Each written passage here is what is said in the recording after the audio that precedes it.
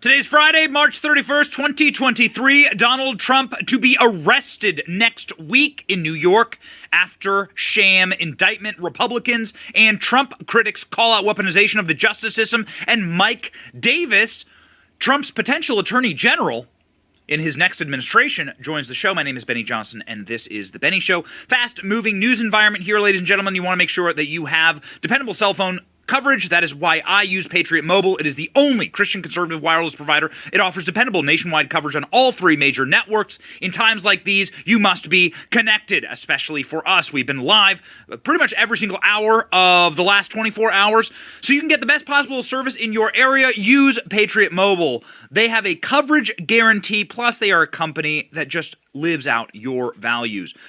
The knowledge that you are supporting a free speech, sanctity of life, Second Amendment, and our military and first responders and heroes by using Patriot Mobile. Their 100% U.S.-backed customer service is ready to make the switch today. Call 878-PATRIOT or go to patriotmobile.com/Benny. Get free activation today with the offer code Benny. patriotmobile.com/Benny.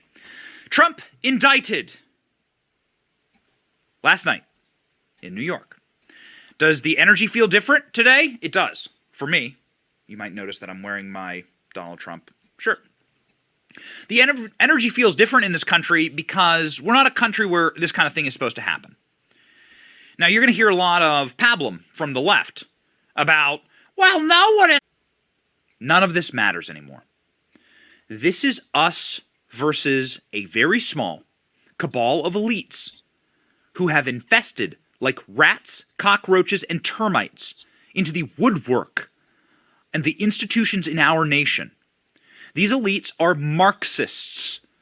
They are Marxists and communist at heart.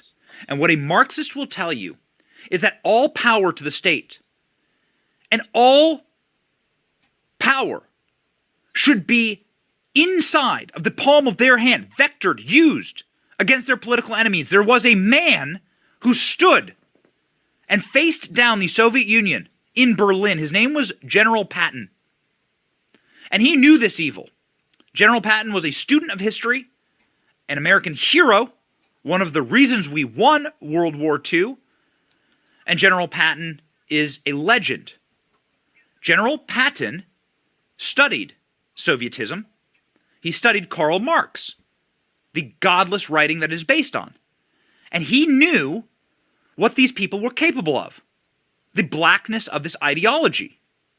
General Patton understood that if given an opportunity to fester, that these people would try to destroy the world, that their worldview was so demonically possessed that it would destroy and corrupt everything, including his own nation. That's why General Patton wanted to fight the Soviets all the way back to Moscow, and he said so. For his trouble, General Patton was killed. A lot of mystery around his death, but they took him out. The central planners was who General Patton was scared of. The elites at the top of a system where they controlled what was true, what was right, what was just. And all of those things were on a sliding scale in order to only ever give more power to them. General Patton knew of a man named Lavrentiy Berия. This is a man who history has forgotten. Now, we remember the names of Heinrich Himmler and Joseph Goebbels. And we remember the names of concentration camps throughout Nazi Germany, and, well, rightly we should. But this is a man whose name and image should be plastered upon every single history book as one of the most evil men in all of history. What did he do? This was Stalin's right-hand man. And when you hear the words, "Show me the man and I'll show you the crime," this is where it comes from. This is the man, the state. Lavrentiy Berия represents the presumption of guilt. A Soviet system where Soviets are God, where the state is God, and God has the right to judge you, and if you are inconvenient to God, then you can go to prison, get killed, your life doesn't matter. They are God after all. This man was a monster. This man locked up more of his own countrymen than any other person in history, I believe. You can check me on that. He imprisoned and slaughtered more innocent members of his own nation than any man in history. I think that's almost assured. This side of perhaps Mao Zedong. This man was the Gulag executioner. And what would you need to do in order to get into a Russian Gulag? Literally nothing. The Red Scare was all about Joseph Stalin locking up anyone he could or anyone he wished in order to simply install fear in people, in order to show that he could. Fast forward to today. Nancy Pelosi. Ladies and gentlemen, Nancy Pelosi tweeted last night something that should strike fear through all of your hearts. Something that echoes the agency of Lavrenti Beria. Something that is a black mark on history that somebody who has been Speaker of the House a couple times so utterly misunderstands our Constitution, or alternatively has embraced the tenets of Marxism, which is that she is the state, her friends run everything, and they can do what they wish. Look at this tweet. The grand jury has acted upon the facts and the law. No one is above the law, and everyone has the right to a trial to prove innocence. Hopefully, the former president will peacefully respect the system which grants him that right. Huh? Wait, what? Let me read that again. He has a trial to prove innocence, a right to a trial to prove innocence. Even the Twitter community notes checked Nancy Pelosi on this. Pelosi is mistaken that Trump can prove his innocence in trial. U.S. law assumes innocence of a defendant. The prosecution must prove guilt for a conviction, citing Cornell Ivy League University there. This is the total and complete corruption and destruction of our system at play. They are now out in the open with it. It's Marxism, out in the open. They are acting upon the tenets of the Soviet Union, which is based upon the writings of Karl Marx. And the first book of Karl Marx explains there is nothing but the state. The state is God. Destroy the schools, destroy the church, destroy the family. Eliminate all intermediaries before the individual and the state. And then you can have full power. Pit the people against each other, create civil war environments, and then seize power.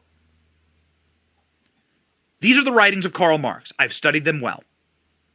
It's a very simple book. It's a very simplistic book. Any rube can read it. I am certainly no scholar. And then you can understand why people like James Comey tweets things like this yesterday. It's been a good day. And then he locks his replies so that he can't even get ratioed. Effing coward. An account that I really love put up something that I thought was prescient and wokeness. People who deserve to be indicted. You see there, individuals who have committed war crimes, who have slaughtered hundreds of thousands, if not millions, Barack Obama killed Americans with drones. You knew this, right? Like a 16-year-old American kid was slaughtered by Barack Obama with a drone strike without a trial. Fauci destroyed your economy. Hunter Biden sold out your nation. We know this. 450 different federal laws were broken on Hunter Biden's laptop. That's what we know of, without an investigation, through the Marco Polo Association. Bill Gates, monster. Pelosi, insider trader, among with many other things. Joe Biden, kingpin of his crime family. Here are the people who are actually indicted. If you are an enemy of the regime, they will lock you up. If you are an enemy of the regime, they will put you in jail. They don't need charges. Andrew Tate's a good example of this. They don't need any evidence. General Flynn's a good example of this. They don't need your cooperation. Steve Bannon's a good example of this. All you need do is stand against the state that sees itself as God. Julian Assange, of course, and Donald Trump are now victims of this. What will we do to save our nation? What will we do to save what is not Sovietized yet inside of our country. There was a man once who saw this evil, he stared it down. His name was General Patton, and he was probably killed for his outright condemnation of the Soviet Union and his declaration that we needed to fight the Soviets all the way back to Moscow and defeat communism once and for all. We had the atomic bomb, after all. Why wouldn't we just put an end to this blackness? Well, it's possibly the greatest mistake in American history, not doing that. Not crushing communism in China and the Koreas. Not crushing communism in Russia. And just putting an end to that disease. Because that disease, while it spreads slowly, it spreads. There is a blackness in the human heart that it takes advantage of. And you are seeing that. You've seen it now at the beginning and the end of the week. The radical atomization of the individual, which led, of course, to the manipulation of the mentally ill that led to the slaughter of 6 in Nashville to start this week on Monday. Now, of course, also leading to the obsession with power and locking up those who stand against you, Donald Trump, at the end of the week. There is a bridge between them. That bridge was put to the test last night in a clip with Jason Whitlock on Tucker Carlson's show that we want to begin our show with. We think it is the best clip that's ever been broadcast on TV. It is 60 seconds, the most powerful 60 seconds ever broadcast on TV. Jason Whitlock, commentator, a sports commentator really, speaks for all of us. When he teared up and he said, "I am hardcore MAGA now, Tucker." Go. Let's just better give up on Donald Trump, give up on Tucker. I don't say this with pride. I really don't. I'm just being factual. I've never voted. And so I'm not saying that with pride. I'm hardcore MAGA tonight. I will be voting. I am hardcore MAGA. I've never voted. I did, I observed Trump. I'm somewhat supportive of Trump, but they have made me MAGA. And they have made me ready for whatever is next, because what they are building for young people, I can't sit by and just let it happen without raising my voice and without being willing to sacrifice whatever so that kids don't live in a communist Marxist society. These people that think the government is going to take care of them don't understand history, that they've never studied history.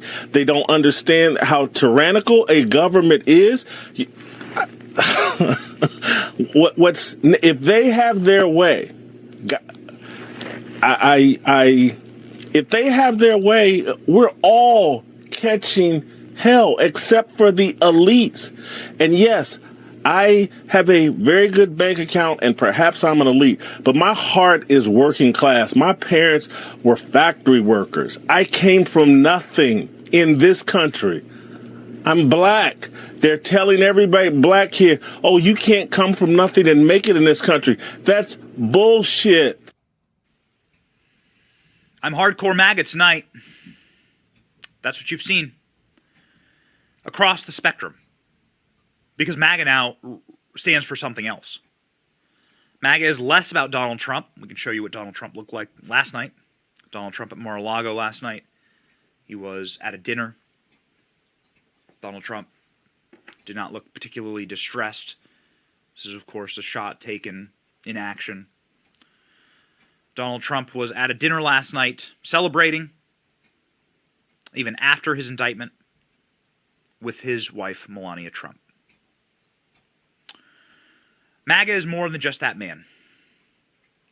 MAGA has always been more than just Donald Trump. MAGA is a worldview, of course. It's something that says, no, we will not go quietly into the night. You are not going to be able to institute a communist regime here in this country. The antibody reaction you are watching from even people who had Trump derangement syndrome. A good example of this would be Glenn Beck, who famously put his face in Cheetos because he didn't like Donald Trump. Whatever. I like Glenn Beck. But you have individuals like Jason Whitlock, who's never voted, saying he's hardcore MAGA, to Glenn Beck, who was the loudest voice against Donald Trump in 2016, albeit he's changed that now, uniting. Because this now stands for more than Donald Trump, and it always has. But people are starting to see it now. That Donald Trump was in the way of what they want to do to you. If you are inconvenient to the regime, or if you are simply just a number on a ledger, a column inside of a spreadsheet, they will crush you. The rules don't matter. The Constitution is just paper, and it's thin paper at that, and it's disintegrating. The judicial system no longer matters. These people are communists, they are Marxists, and they have very bad plans for you. And America was the last thing standing in their way. They already have a huge portion of the rest of the world. They already have Europe, essentially. Of course, China, Russia, the dictatorship spread throughout Africa and the Mideast and South America. America was it. We're the last one. We're it. And if they can get the system in place here, the soft Marxism, where you lock up your political enemies without a trial, without cause, you can create the charges, show me the man, I'll show you the crime. If they can get that here, then they can have rule of the Politburo. They can institute their own ruling party. A party that runs everything and you're not invited. To paraphrase George Carlin. Glenn Beck last night putting on a MAGA hat and saying there are now 100 million Americans who are going to put up their fists and say stop. No more. And he's right. He is a symbol. He is a symbol of the average everyday guy that keeps getting screwed every single time. Watches other people screw up big banks, screw up their companies, and get away with it. They see people all the time doing stuff that they know if they did, they'd be in prison for 20 years. But because they're not part of the elite, they get away with it. Donald Trump has taken arrow after arrow, and that's why this is the way the average American feels tonight. Yeah. I hope that there's a few Democrats out there, but this guy has been taking the bullets for the average person now for years. And people on the right feel like he's the only guy that really gets what the people are feeling. And it's not gonna end well for the Democrats in the next election. It's just not. I don't know if Donald Trump is the winner or not, but I will tell you this. You're not going to stop 100 million people. This country is in shambles. And there's going to be 100 million people that will walk on broken glass and through fire to vote for someone other than this corrupt banana republic administration. People feel it in their heart. They know it. And this isn't the first time that they've known it. They've known it for the better part of a decade. I believe that George W. Bush is the person who finally broke a lot of people in recognizing that there is a uniparty. Once you realize that George W. Bush and Michelle Obama are the same person, then you will become awake. There is a uniparty that doesn't care about you. They pass power back and forth like a football. And you're in the stands. And you're not on the field. And they could care less what you think or what your priorities are. They have the power. There is an illusion of a democracy in this nation. And there was one man who called them out on it. George H.W. Bush, George W. Bush, Bill Clinton, Barack Obama. They're the same person. The same policies. One man got one opportunity to call them out. And it was glorious. And this was the moment where Donald Trump guaranteed that he would be indicted eventually in a fraud, in a scam indictment, but he guaranteed it all the less. Donald Trump guaranteeing that there would be an antibody reaction against him by the deep state, the super state above our government, and by the corrupt judiciary. In this exact moment, the moment when he called them out. Go. It's just awfully good that someone with the temperament of Donald Trump is not in charge of the law in our country. Yeah, because you'd be in jail. Secretary Clinton.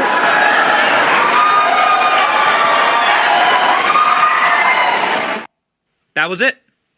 That was it. It was worth it, I believe. It was worth it. Donald Trump has changed his bio on Truth Social. They're not coming after me. They're coming after you. I'm just standing in the way. Ladies and gentlemen, we have a breaking report about Donald Trump getting handcuffed from Tucker Carlson last night. Tucker's show was a straight hour without a single commercial break. It was wild. But Tucker bringing breaking news about Trump actually being handcuffed. I believe that Trump wants this. We've heard that Trump actually wants the shot. That's why we put in our cover image today. He wants you to see what they are trying to do to you. Go. A Fox News alert for you. Reports indicate that Donald Trump will be fingerprinted, photographed, and possibly handcuffed. He has been told to surrender early next week in New York City. Obviously, this is a humiliation ritual. The question is, how do... Interesting moment. Worth replaying.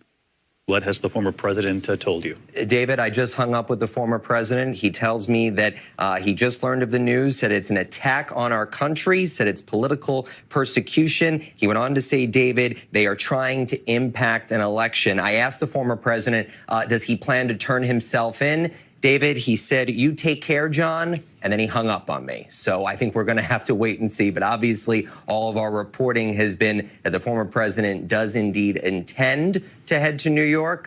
Maybe didn't want to give me that piece of information just yet from him, but something that we know his team has been in active conversations right now with the Secret Service of what that is going to look like. All right, John Santucci, our thanks for your report. So Donald Trump hanging up on an ABC News reporter, Eric Trump responding the way that he should here.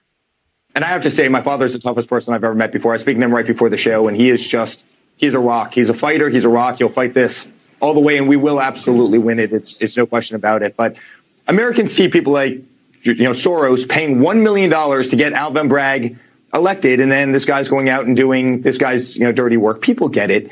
You have women, again, who are getting thrown in front of subway trains in New York. You have homelessness that's rampant. You have crime that's rampant.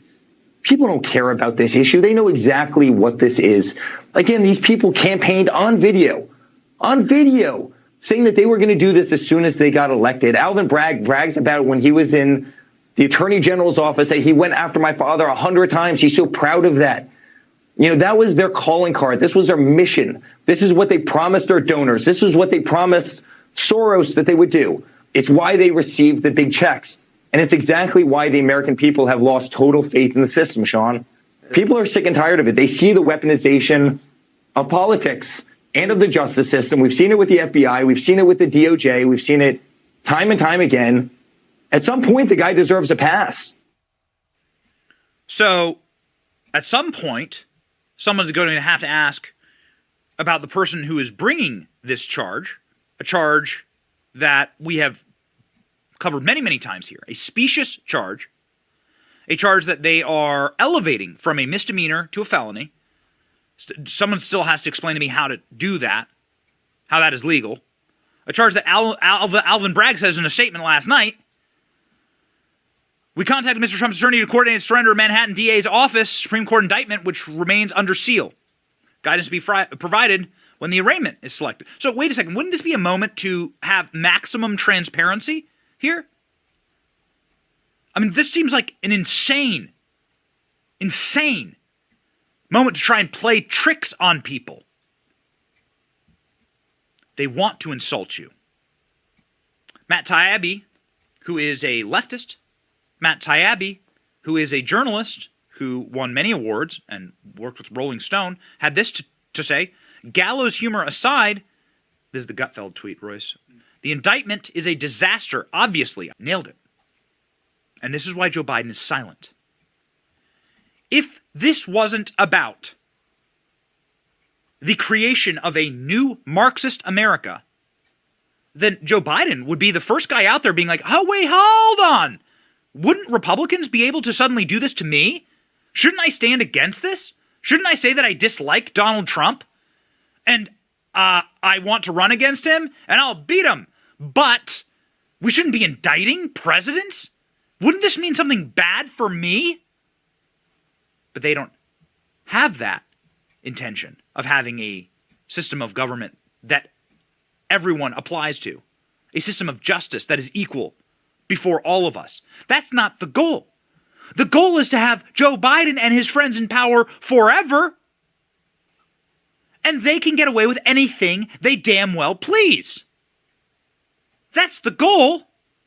So that's why Joe Biden sounds like this morning. Mr. President, do you think that the charges against Trump are politically motivated? No comment. Oh, no comment. Okay, got it. No comment. From the president, who will most likely be facing his own arraignment in court. Mark my words. Because this is where the base is now. You've created the rule. They did this with Neil Gorsuch and the Supreme Court. Harry Reid, on his dying day, last days in the Senate, said, I'm going to nuke the filibuster rule. No longer do we have filibusters for judicial nominees. I'm just going to make this up. Just to try and get like one last guy through at the very end of my term here. And Mitch McConnell, who is never right, but a broke clock, right twice a day, said, you're going to really regret this. And what happened? Trump slammed the Supreme Court full of conservatives, and Ruth Bader Ginsburg, her seat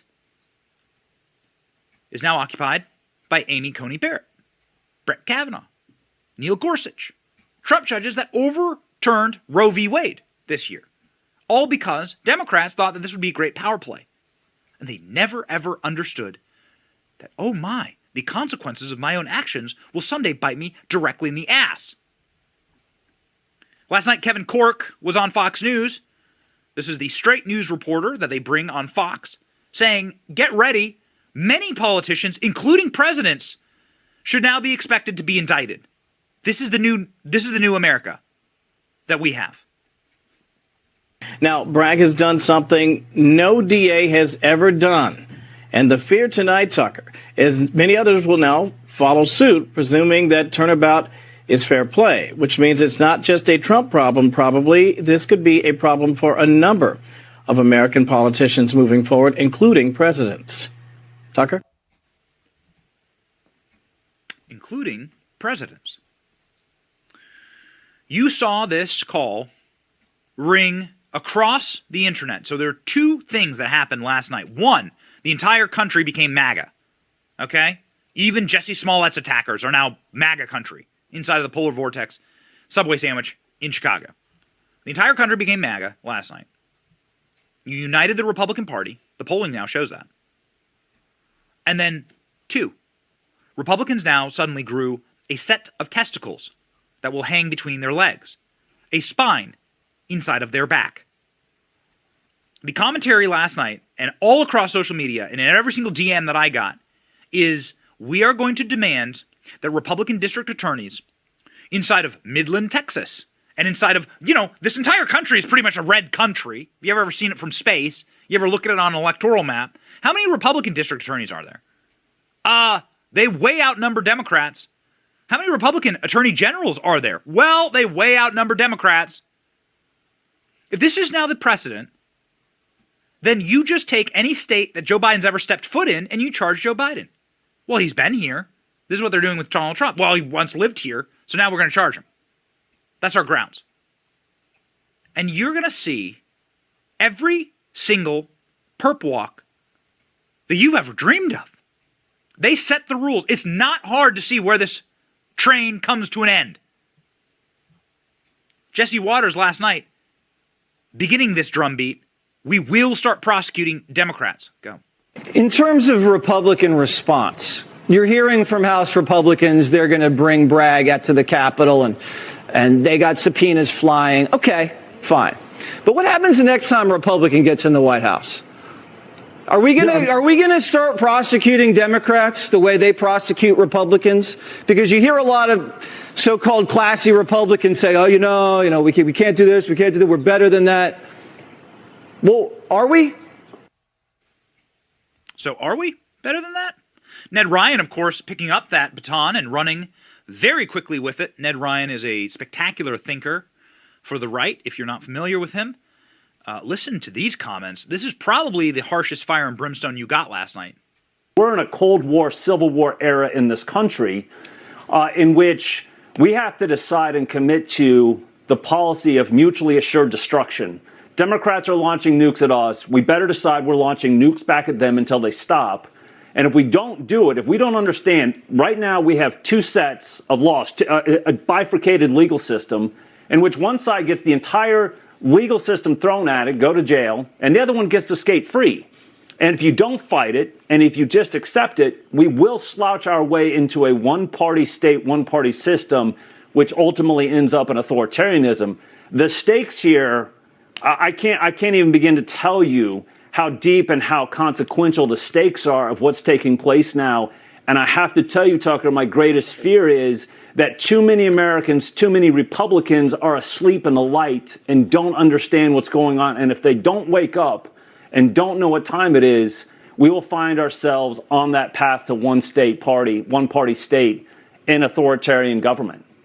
Yeah, probably not the best time to give up your AR-15. You hear Tucker's final comment there?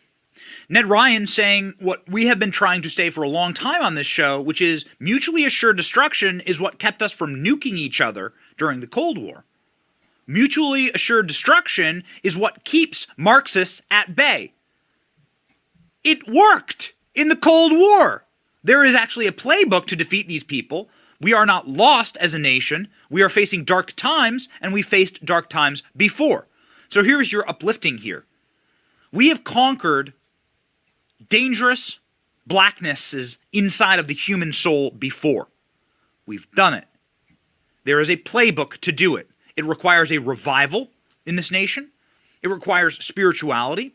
It requires determination. It requires force of will. Will to power. It requires people who are not made of linguine and piss and vinegar to do something, to stand up. These Marxists are just the newest incarnation of the sickness inside of all human beings. The desire to be God.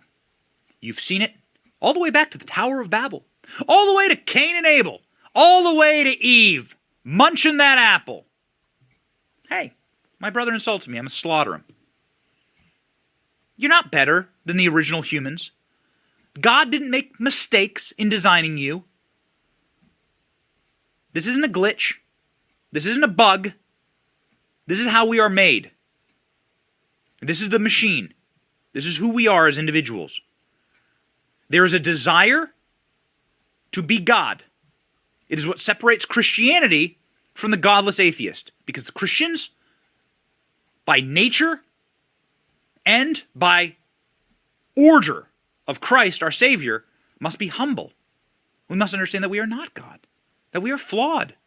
That is the essence of being a Christian. And then order our lives correctly in order to make up for the fact that we're not God and we'll be judged someday by a righteous God. And we best not act as God in this life. And one thing that God reserves for himself, well, is judgment. And so if you believe that you are God, well, you're going to do a couple things. You're going to think that you can change God's design, change your gender, that you were born in the wrong body, that God made a mistake in making you. See that? You're going to correct God's mistake. I mean, that's where this ideology comes from, right? But on a larger scale, you're going to declare judgment like this. You're going to say, well, rule of law, what is just, doesn't matter. What matters is delivering more power to me because I'm God. That's what you're fighting. We do have a mental health crisis in this country. It's masquerading. It's a spiritual crisis. It's a spiritual crisis that is masquerading as a health crisis.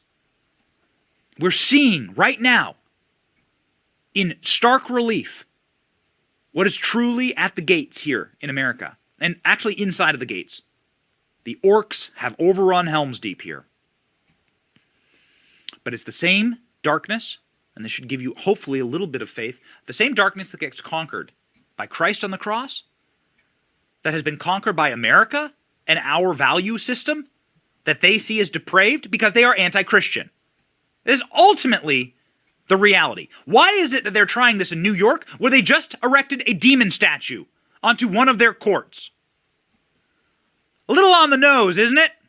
They just put up a statue of a demon on one of their courts. Can we have that photo? Why are they doing it in New York? If that brings you a little cold comfort, I hope it does. It's how I got to sleep last night. There's nothing new here. It's the same evil from the Garden of Good and Evil. Okay? It's the same thing. The desire of human beings to be God. And what was the original lie from Satan? You know better than God. There's no rules. Do what you want. Do what brings you happiness. Look at that red delicious. Go in, queen. It's the same thing.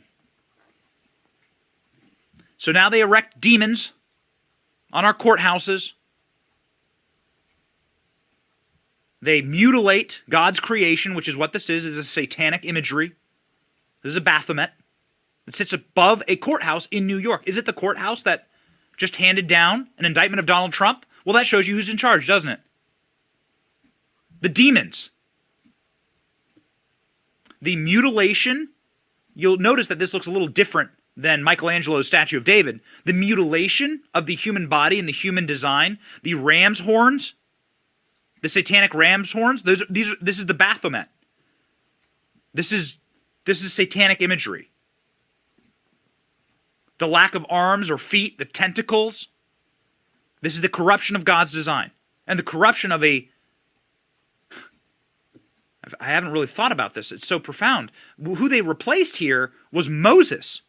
Do you know that's who they replaced here? The original lawgiver, Moses, with the 10 Commandments? That's who was replaced by this demon on this building. Did you know this? You know, lucky for us, they're happy to play out the actual characters here, and it's straight out of central casting. So know who your enemy is. It's the first rule of warfare.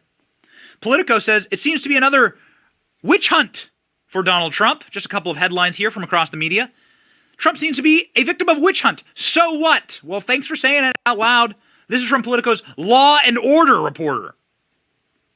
DeSantis, for his part, says that Florida will not assist in an extradition request. Good.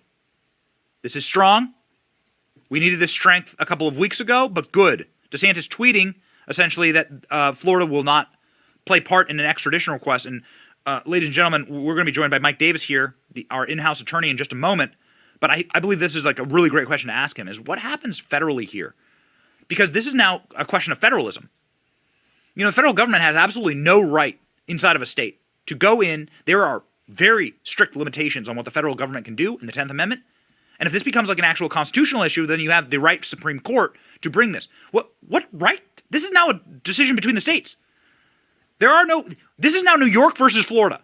Now, Donald Trump may well go to New York because he wants the photo op. That's what his lawyer said on TV last night.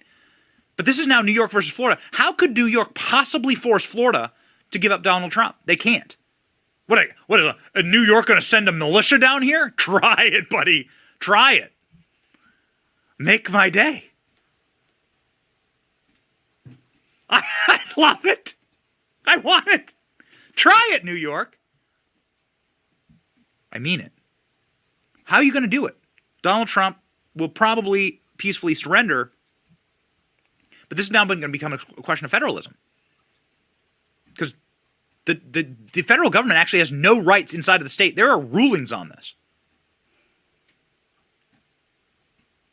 House and Senate Republicans are outraged at Trump indictment, a dark day in American history. Lots and lots and lots of tweets here from members of Congress. Let's scroll through a few. You've got Jim Jordan saying straight up outrage. Everyone coming to Trump's defense here, including a member of Congress that dropped an F-bomb. We try very hard not to swear here. Clay Higgins saying the anti-American left is going to F around and find out. He dropped the F-bomb, baby. In the end, Trump wins. Wow. Even Mike Pence, who is presumably running for president against Donald Trump, saying this is outrageous. Development. Well, I think the unprecedented indictment of a former president of the United States on a campaign finance issue is an outrage. And it appears to millions of Americans to be nothing more than a political prosecution that's driven by a prosecutor who literally ran for office on the pledge to indict the former president. So, I mean, how many more people do you need to connect here? You have anti-Trumpers. You have never-Trumpers. You have guys who wore Cheeto on their face. You have people who've never voted, like Jason Whitlock. You have the straight news reporters at Fox. You have a lot of the common sense left saying, I mean, what have you done here? You're building an army. You wanted a war, well, you're building an army. An army of people who are going to stand against this. We'll see what the tide brings in. Here are the recent polls. We were looking for polls that would point out various trends. What have you seen since January? A 30-point swing towards Trump. That's what you've seen here. Interactive polls, 2024, head-to-head. This is DeSantis versus Trump. 5 points, 11 points, 25 points. Net 30 points. Swing to Donald Trump. If you were a betting man, well, you'd probably bet your bottom dollar on Donald Trump being the GOP nominee and being the president of the United States in 2024. If you don't trust the American dollar, then maybe you should get gold. I recommend that you get gold, ladies and gentlemen, because the next crash is probably guaranteed under Joe Biden. And they're probably planning on it, actually. You seeing the banks? You seeing the stock market? You seeing the collapse here? You should act fast and act now. Go check out my friends at Allegiance Gold. They have the highest rating in the industry, an A+ from the Better Business Bureau. Allegiance Gold can help protect your IRA or 401k with physical gold and silver. You can have it delivered to your doorsteps. Gold is the only asset that protects against the government and protects you today. Right now, you can get $5,000 in free silver with qualifying investment when you visit protectwithbenny.com. Call 844-66-BENNY. There is one man who I trust in these times. There is one man who I trust in these moments.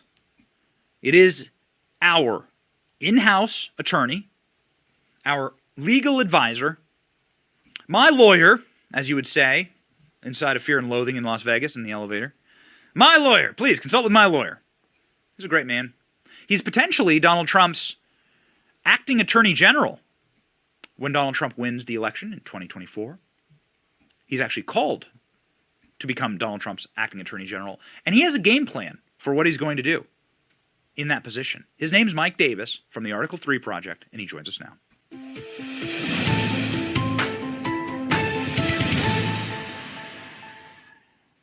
Mike, thank you so much for being on the program. I know you probably haven't been away from a camera for the last, you've been ubiquitous, man, away from the camera for the last 24 hours. And I had all these questions to ask you, and then you sent out a tweet this morning, and I was like, stop the presses!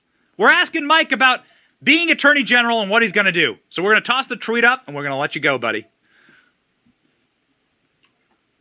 So, yeah, I mean, as you know, Ben, I wouldn't get confirmed to anything. I think that we would, like Chuck Grassley, our home state senator in Iowa, would give me like one charity vote. So I can't get confirmed as attorney general. So I think Trump should just make me acting attorney general on day one.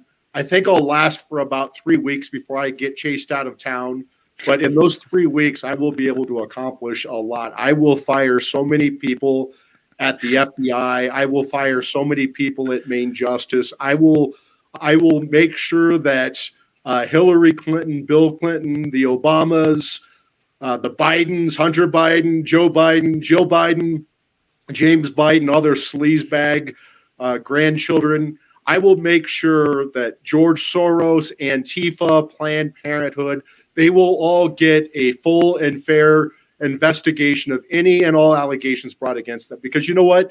The Democrats have crossed the Rubicon with Soros-funded Manhattan DA Alvin Bragg bringing these bogus, trumped-up political charges against President Trump in New York. They know that these are bogus charges. Alvin Bragg knows that these are bogus charges because he pushed the previous DA to decline these charges. The Manhattan U.S. Attorney's Office declined these charges. The Federal Election Commission declined these charges. But now that they've crossed the Rubicon by indicting Trump, they have destroyed our country. And so it's going to be a tit for tat, back and forth. If any Republican says, no, we're better than this, we should take the high road, we need to primary them and chase them out of office. Every Republican attorney general, every Republican DA, every Republican prosecutor should start looking very carefully at every Democrat across America to make sure that they are following the law, including laws that they can just make up and retroactively apply, 7 years prior, because that's what the Democrats are doing. This is part of a campaign. Alvin Bragg is just one part of this. The other two parts are Garland Special Counsel Jack Smith. He's looking at the non-crime of a former president, looking at his presidential records in the office of former president, which is actually allowed to what he's allowed to do under the Presidential Records Act. So there's a non-crime that Garland's investigating there. This Democrat Fulton County DA Fannie Willis in Georgia is looking at the non-crime of President Trump objecting to the presidential election and lobbying other people to object to the presidential election. That is allowed by the Electoral Count Act of 1887. It's also allowed by the First Amendment. But because it's Trump, the Democrats want to criminalize this. So two can play at this game. I called this the dead chicken strategy. When I clerked for Justice Gorsuch, we had lunch with all the Supreme Court justices, and with our lunch with Clarence Thomas, Justice Clarence Thomas, he talks about growing up on the farm in Georgia. When dogs killed chickens, you would take that dead chicken and wrap it around the dog's neck, and then that dog, as that chicken rotted, that dog would lose the taste for chicken. And we need to do the same thing for Democrats. This is nonsense what they're doing. It's un-American. They're trying to destroy our country. These are Marxist, Soros-funded prosecutors trying to destroy our country. And Republicans can't be the string orchestra on the Titanic as our country is going down. We need to learn how to fight. So the nuclear option is what people are suggesting here.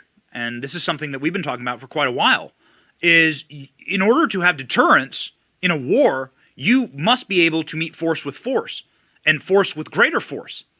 And so what is to stop any attorney general right now from indicting Hunter Biden, Jim Biden, Jill Biden, Haley Biden? We now know from the records that all of them were getting greasy communist dollars into their bank accounts. Is there anything stopping them? Talk me through what the case would be with the closest attorney general. I mean, I suppose if Joe Biden stepped foot in your state or tried to do business in your state, they tried to sell natural gas. This is the best that I can come up with. They tried to sell Texas's natural gas and put a natural gas station in Texas so that the Chinese could get access to it. Now, this seems like standing to go to Midland, Texas, and to file a case there against the Bidens for selling our energy to the Communist Party of China. I think Texas Attorney General Ken Paxton should look at this. He's a good man, and I think he should look at this, because anywhere that there is a nexus to a criminal conspiracy, maybe there's some RICO investigation they can do, some sort of conspiracy, obstruction, let's just figure out what the Democrats are doing and use the same playbook against them. Dead chicken strategy. And you know what? With the Bidens, there's actually smoking gun evidence of real crimes. We have House Oversight Chairman James Comer subpoenaed bank records showing the Bidens got at least $1 million from the CCP, right? There's evidence that the Bidens got money from the CCP. There's money that the Bidens got that got money from the Ukrainian oligarchs. where are the two biggest trouble spots in the world right now? It's Ukraine and Taiwan. I mean, it's just amazing how this works out, that the president of the United States just happens to be compromised by corrupt, illegal payments to his family and to himself and these two trouble spots in the world. Why is there not an investigation on this, right? Why are they not looking into this? Why? And in the House Republicans, they're starting to do a very good job on oversight. I've been a critic of Jim Jordan. I'm actually starting to change my mind on Jim Jordan as it relates to oversight. I still think he's terrible on big tech, but on oversight, he's really coming around. So he absolutely should do some very thorough digging here. He should, and so should James Comer continue their digging. They're saying that Jim Jordan can't do oversight over Alvin Bragg because he's a local DA. That's nonsense, right? They get federal funds. Doesn't the Manhattan DA's office get federal funds from the Department of Justice's Office of Justice Programs and other places in the federal government? Are they not interfering with a presidential election? Are they not diverting federal resources with the Secret Service and all the other federal law enforcement who have to divert resources to protect a former president of the United States that's going through a bogus political show trial? There's absolutely a federal interest. And I think it's very rich that Alvin Bragg is saying that the federal government has no role here when he has no role with federal election crimes. He's trying to bootstrap federal election crimes onto state misdemeanors to go after Trump. I mean, again, Republicans need to take off the gloves. They need to put on the brass knuckles. They need to break the Democrats' glass jaws. And I say that legally and politically, not actually. So, you don't need to call the FBI on me. Your follow-up tweet that's gotten you some real special activity on Twitter this morning. Send me a list of Democrats we need to indict when I'm Trump's acting attorney general. Don't worry about whether they committed crimes. We'll find crimes. That's how America's new Marxist legal system works. Yeah, I mean, it's going to be great. I mean, if we fear that we can't beat Democrats in the polls, we're just going to indict them, and we can indict their family members and their friends. This is going to be great. I mean, I really do envy these third world Marxist hellhole dictators and these banana republics because, they get to stay in office for like 30 years, 40 years, 50 years. This is going to be a lot of fun. What is the reason why Donald Trump did not go after Hillary? Donald Trump said, because you'd be in jail if I was president. And do you think that this is the last time that Republicans play nice? Because it seems like Donald Trump, in not engaging or setting up, asking for a special counsel against Hillary Clinton, missed a moment, perhaps, to sort of hit back, right?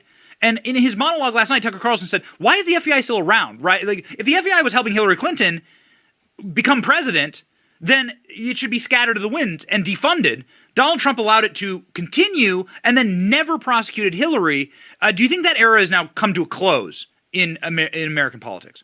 Because Republicans are weak and stupid. Remember when Trump came into office, the Democrats got the weak and stupid Republicans, particularly weak and stupid Senate Republicans where I worked, all spun up about Russian collusion, and they forced Trump to, after he fired James Comey, rightfully fired FBI James Comey. Remember, George W. Bush also fired James Comey back in 2005 when I worked in the Bush 43 White House. James Comey is a total snake. He's a narcissistic Looney Tune.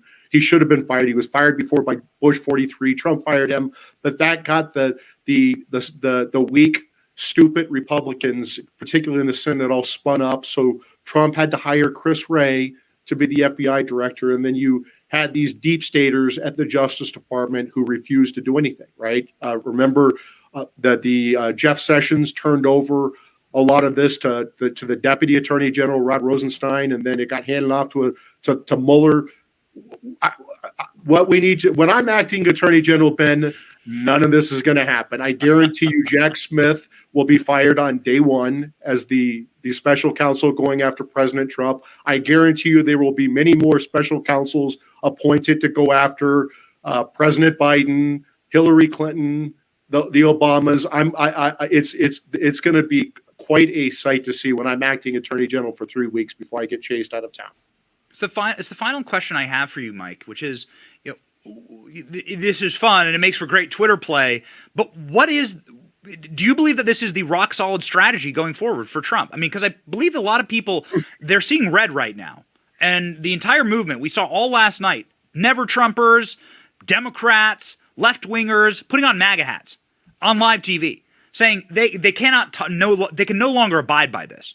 And this isn't their party anymore. And that they're not part of this movement has gone too far. And there's an antibody reaction happening in America right now to this Marxism, because this is not the way our society is structured. And so what is the logical path forward then for a Trump administration? Trump gets power 2025, right? January 25th, 2025. What would be your list of like the top 3 things to do? I mean, there's so much that needs to happen. And I think that what President Trump needs to do is just not listen to Senate Republicans, who are the weakest people on the planet. He just needs to move forward. He needs to clean house. You know, you need to bring in like a Rick Grenell, people like that, bring them back in just to go in and clean house at the Justice Department, at the FBI, at DNI, at the CIA. You have to get rid of these deep state snakes. You need to come up with serious structural reforms at these places. You need to eliminate a lot of positions. You need people who are going to come in there and not worry about making friends in Washington, D.C. They really, really, really need to clean house. It needs to be you need to go down several layers, including in these U.S. attorneys' offices, including in these FBI field offices around the country. There is the Marxist left.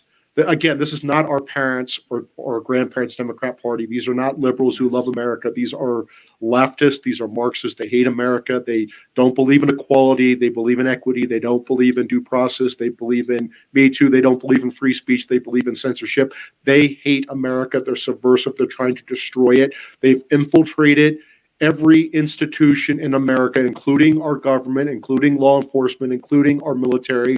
Our biggest challenge, this is like the Soviet communist challenge that we had for many years. Our biggest challenge is to get these Chinese-driven Marxists out of our society. They are a cancer on our society. BLM, Antifa, Me Too, Planned Parenthood, these are all Marxist. These are all evil people. They need to be defunded. They need to be chased out of society. They need to be canceled. We need to give them a dose of their own medicine.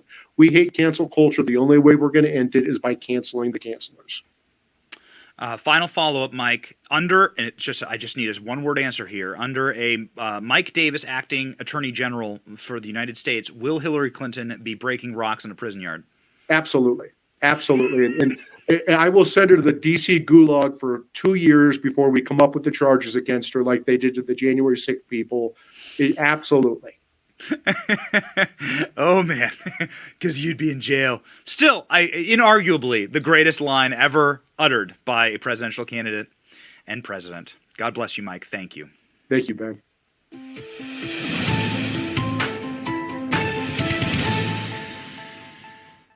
Man, how fun is it to fight? The gloves are off. Now the gloves are off, and now the fight begins. Are you ready for the fight? Are you eager for the fight? Is it in your soul? Do you wish to battle in the arena? Politics is a blood sport. Politics is pain. You must be ready for battle. You must be ready to fight. You were lied to. You were lied to. That if we just gave up our rights, if we just gave up our value system, that everything would be okay. We could just live inside of a mushy gray middle, right? We just back off. Christians, conservatives, we just back away from the abortion issue, from them coming after our churches, from them coming after our children, these monsters. We just back away from these lizard people and mutants who run everything. Just let them do it. Watch the NFL. Get wing sauce on your fingers. You'll be fine. Crack open a Bud Light. You'll be fine. Don't worry. Lull us to sleep. That was a lie. There is no such thing as the mushy middle. There is no such thing as the gray matter in society. You win or you lose. It's called a culture war for a reason. The left is the ones who made up the term culture war in the 60s. And then they began to fight a war. and we stopped fighting for some odd reason. Go ask your parents about it. Why did you stop fighting? When you had the advantage, 90-10 advantage in society, why did you allow them to pass Roe v. Wade? Why didn't you take to the streets when they passed Roe v. Wade? That doesn't make any sense. Like, the nation was like 95% Christian. Did your balls fall off, to paraphrase the Joker? Yeah, they did. And now it's time to get back that testicular fortitude. Just in case you're wondering what's happening in the real world here, Hunter Biden was asked to use his FBI contacts to help his Chinese business partners arrested for bribery and money laundering, as the whistleblower claims the president's son had a mole, an agent who tipped them off to the investigation. Oh, interesting here. Hunter Biden was using contacts at the FBI to help out his communist Chinese business partners. These communist Chinese business partners, the name is Patrick Ho, convicted of bribery and money laundering in 2018, was the Secretary General of CEFC, China Oil. We'll call it China Oil. It's like Chinese Chevron. The China oil giant that Hunter partnered with, which sent the Biden family $5 million.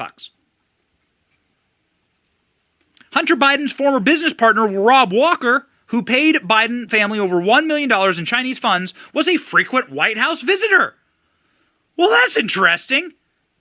Seems like these crimes, it seems like OJ is just leaving the bloody glove at the crime scene here for an actual indictment. Republican attorney generals, Republican district attorneys, will any of you grow a set and just charge the Bidens?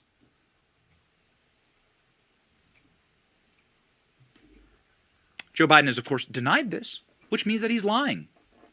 Okay, well, let's charge him with that. Watch. It appears that a second Hunter Biden business partner made a lot of visits to the White House.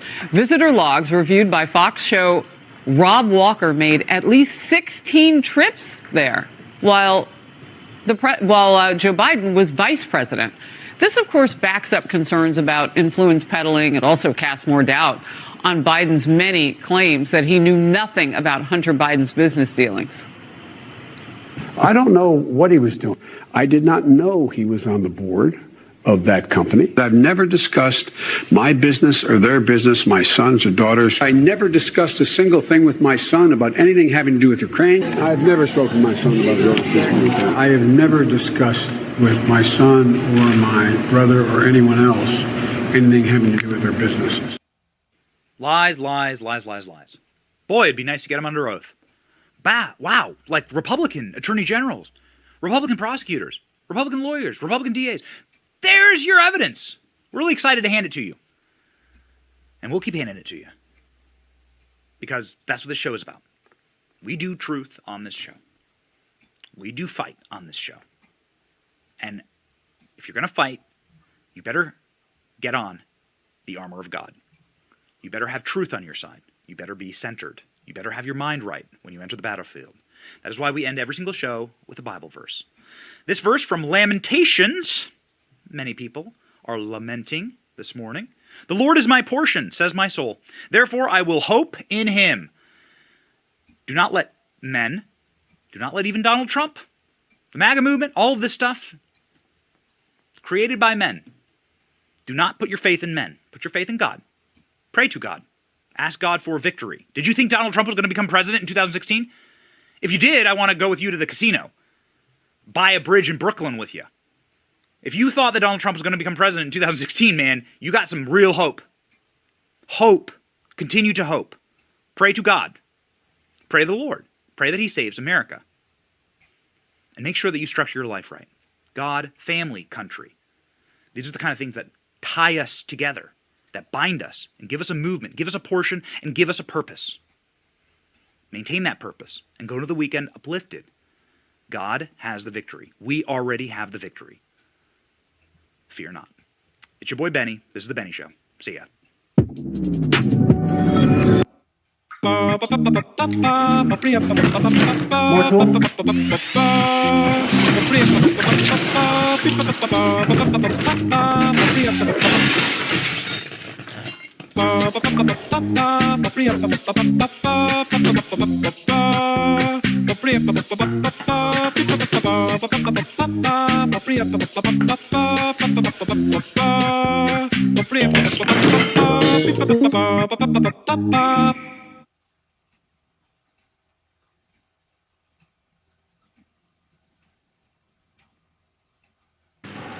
We planned well for retirement, but I wish we had more cash.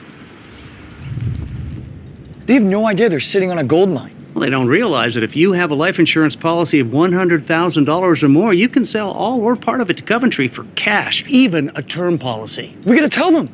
Hey, guys! Do you hear that? I don't hear anything anymore. Find out if you're sitting on a gold mine.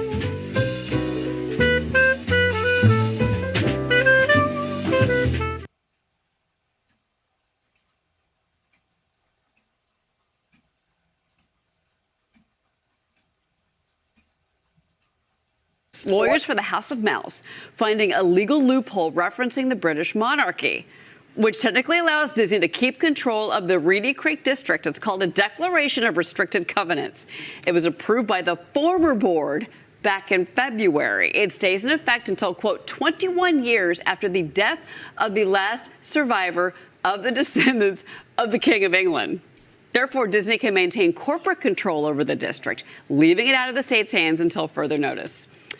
Okay, Joe Pinion, your thoughts on this one? We quite literally fought a war to escape the tyranny of the king, and now the monarch has bit back at the House of Mouse. Look, I don't know how they didn't see this coming, because at the end of the day, you have a multi-billion-dollar behemoth that is continuing their quest to go broke and woke at the same time. So, look, par for the course from a lot of high-paid lawyers who cooked up a scheme to usurp the will of the people.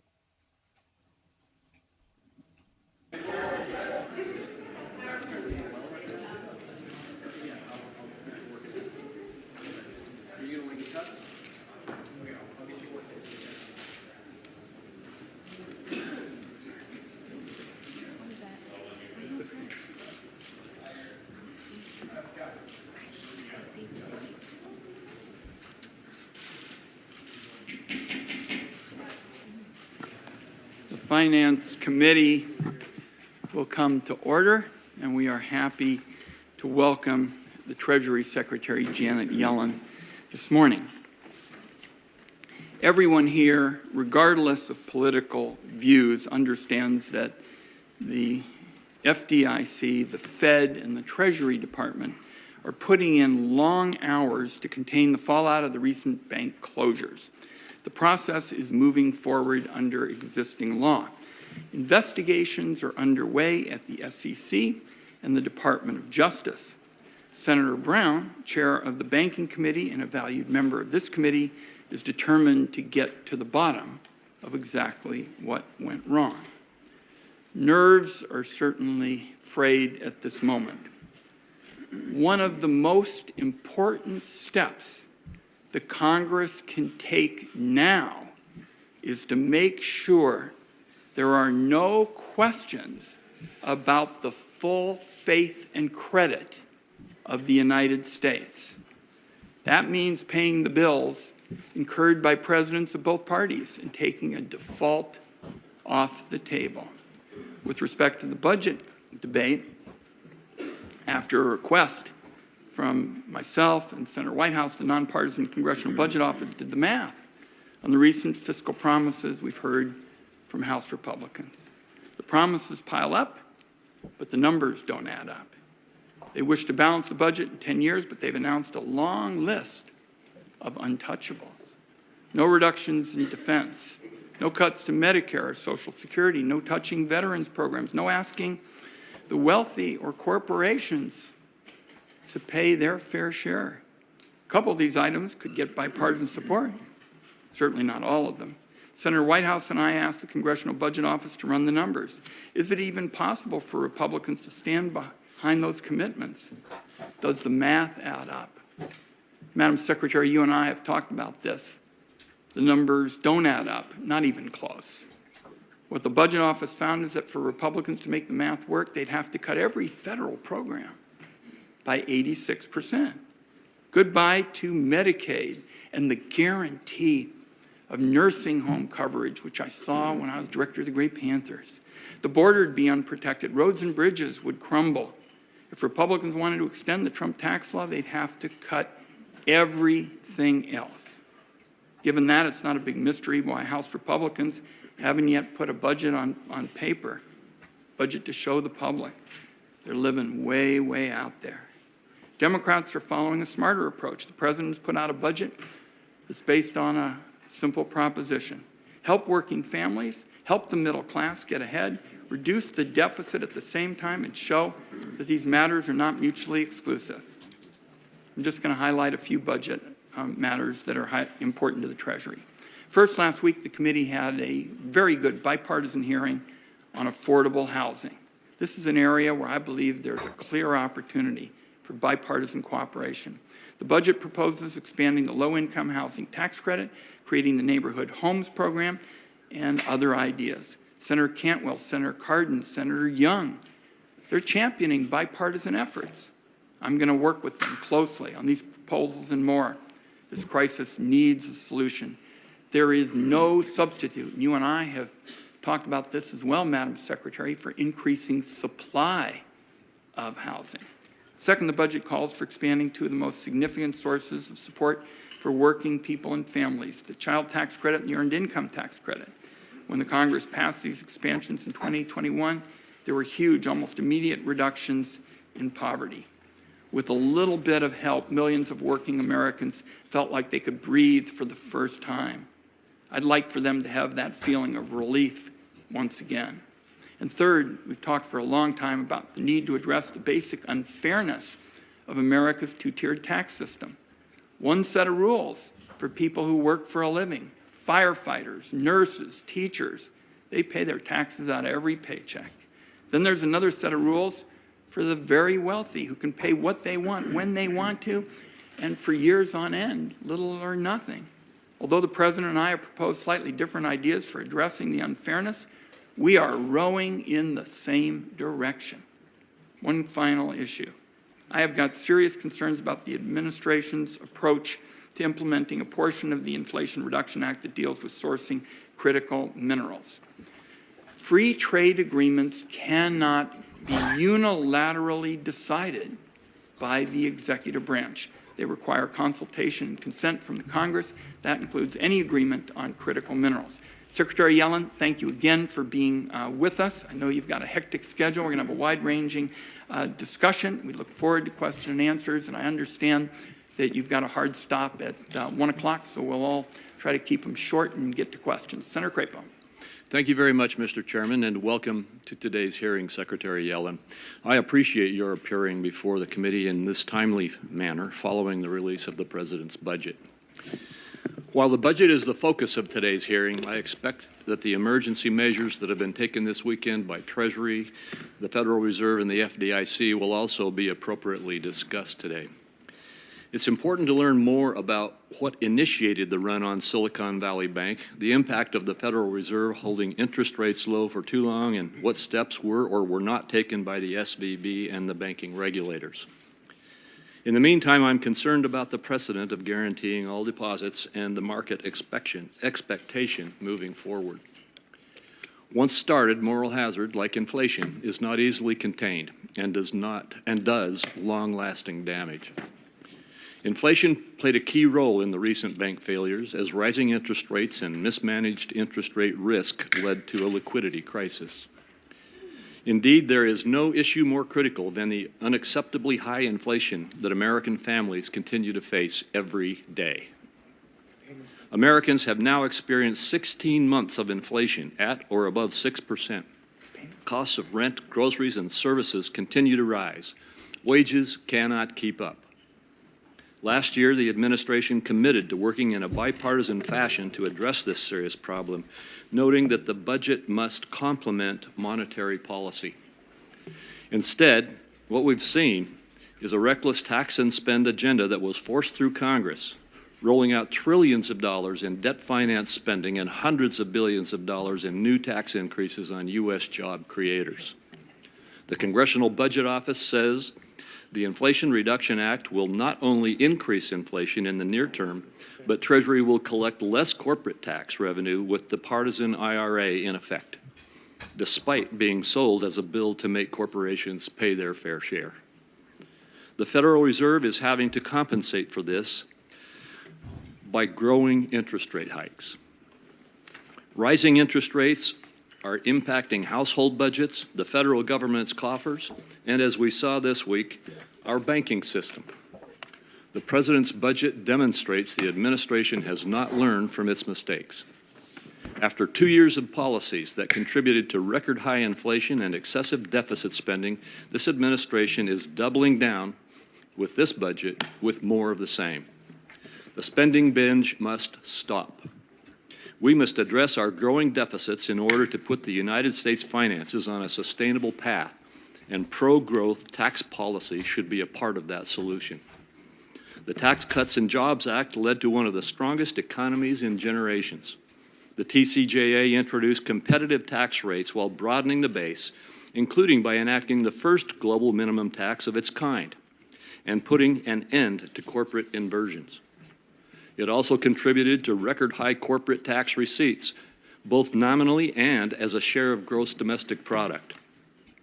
But instead of considering bipartisan pro-growth policies, the president's budget includes a whopping $4.7 trillion of new and increased taxes on American job creators, which ultimately means fewer jobs and lower wages. It also includes higher taxes on American energy producers. Earlier today, Senator Barrasso and a number of his Republican colleagues, including myself, sent a letter to you, Secretary Yellen, raising concerns with the over $100 billion in increased energy taxes proposed in the President's fiscal year 2024 budget. And, Mr. Chairman, I ask that this letter be included in. Without objection, so ordered. The administration's short-sighted partisan agenda extends to its unilateral approach to the OECD International Tax Agreement.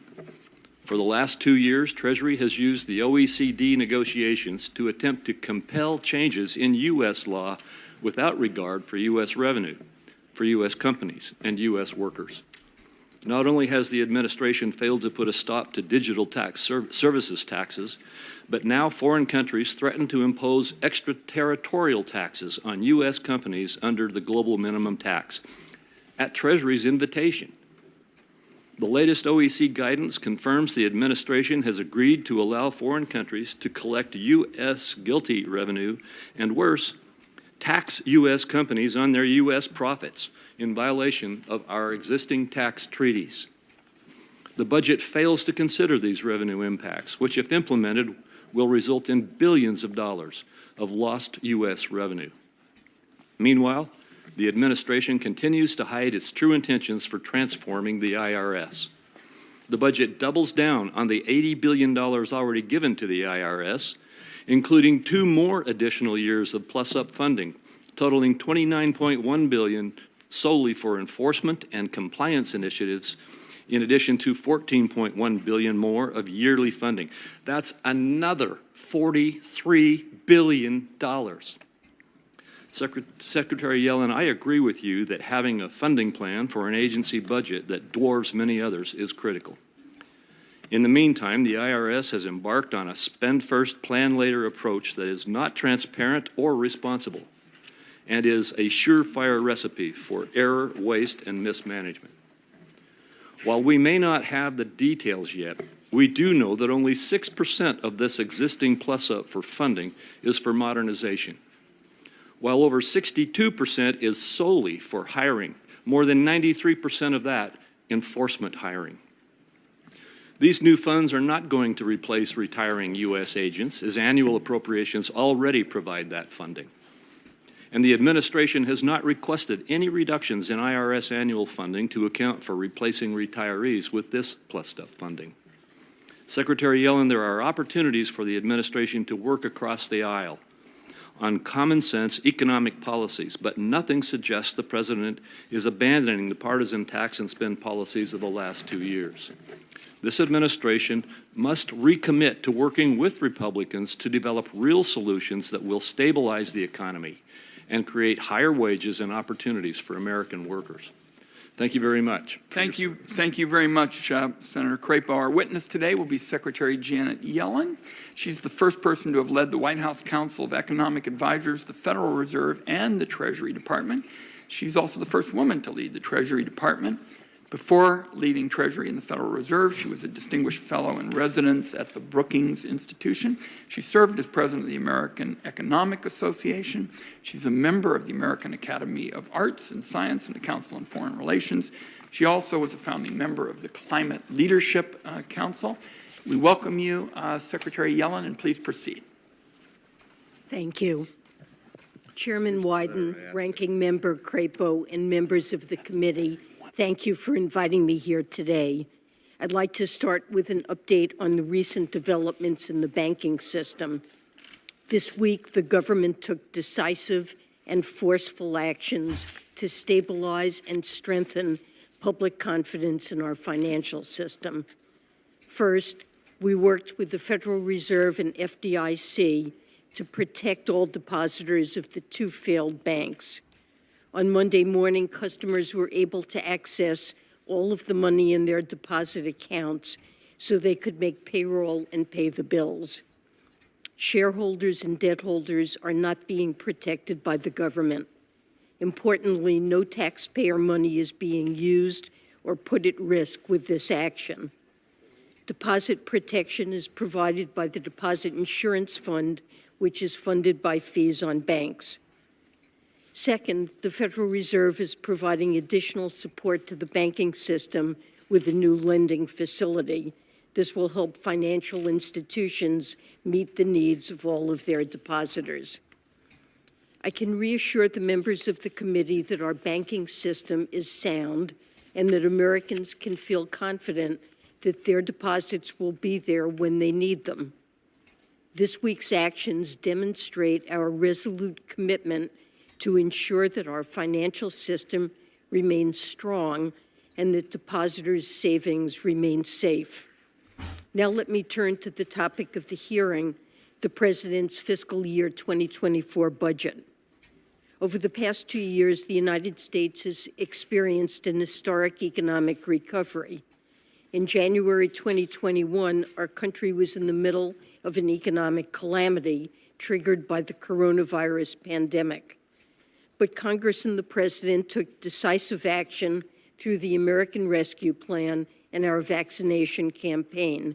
And today, our unemployment rate is near historic lows, and we've seen the strongest 2 years of business creation in history. Now our task is to navigate our economy's transition from rapid recovery to sustainable growth. This includes bringing down inflation. We have seen some moderation in headline inflation, but more work needs to be done. Our administration will continue to build on the actions we have taken to expand supply and provide cost relief in areas like energy and healthcare. With your partnership, we've also laid a foundation for long-term economic growth. In just the past 2 years alone, Congress passed 3 transformational laws, a generational investment in infrastructure, an historic expansion of American semiconductor manufacturing, and the largest investment in clean energy in our nation's history. A strategic priority for our administration this year is to work with you to effectively implement these laws. We're seeing the early results. In just 7 months, there's been a wave of investments in clean energy manufacturing across the country. And our new resources for the IRS are already paying off.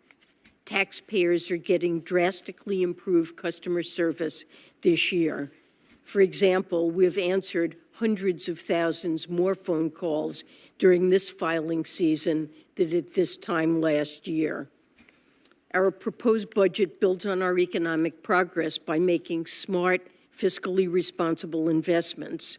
These investments would be more than fully paid for by requiring corporations and the wealthiest to pay their fair share. Fiscal discipline remains a central priority in our budget. We have proposed a minimum income tax of 25% on taxpayers with wealth in excess of $100 million.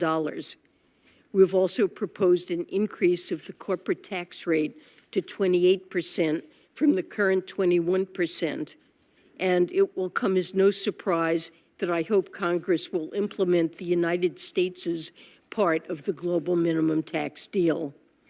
On the spending side, we suggest additional investments to boost our long-term growth potential.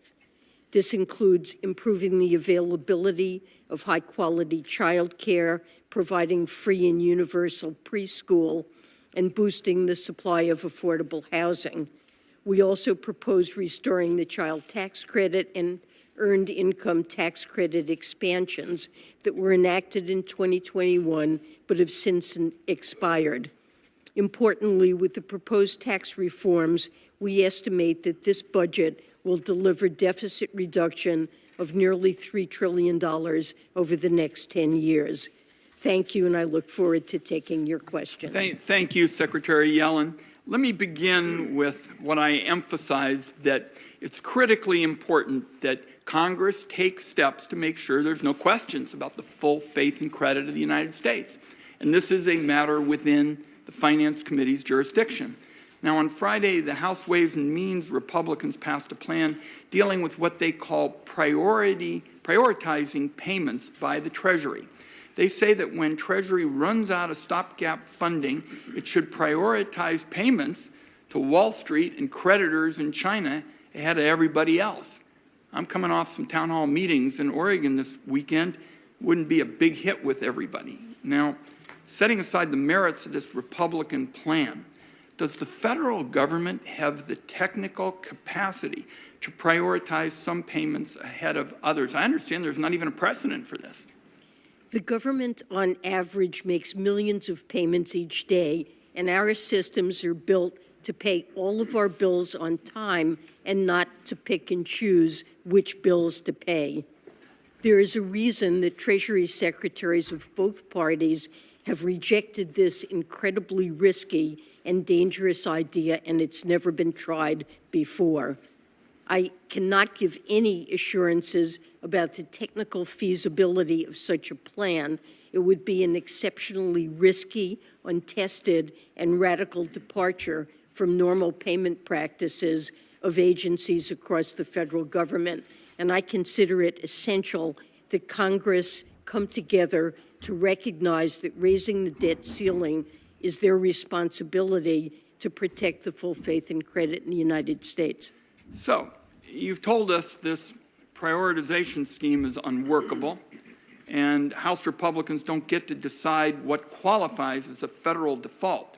If the government can meet some but not all of its obligations, isn't that essentially the definition of a default?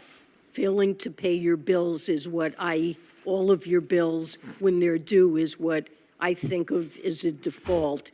The United States has always paid all of its bills on time, and it should stay that way, and that's been a core American value since 1789, regardless of party. Presidents and Congresses have always honored all of our commitments, and prioritization is effectively a default by just another name. I appreciate you bringing us up to date on that, Madam Secretary. And colleagues, the reason I've focused on protecting the full faith and credit of the United States is this is explicitly within this committee's jurisdiction. So I thank you, Secretary Yellen. Let's talk about the double standard in tax enforcement. Too much of the burden falls on working people in the middle class. It's too easy for corporations and the wealthy to get away with cheating every time out. It seems that Republicans are trying hard to keep it that way. They put an amendment to the IRA that, according to the Congressional Budget Office, would have led to even more tax avoidance by the wealthy. It would have encouraged billionaires to disguise their income so they'd appear to the IRS to be typical middle-class wage earners.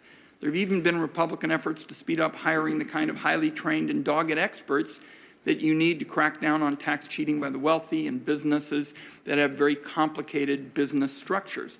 And of course, the first bill out of the gate in the House was this $114 billion giveaway to the wealthy tax cheats and the tax dodging corporations. They would have, in effect, repealed the funding Democrats passed in the Inflation Reduction Act. Secretary Yellen, if Republicans had their way and repealed the IRS funding to go after wealthy tax cheats, what would that do to the agency's ability to really make sure that those people at the very top paid their fair share?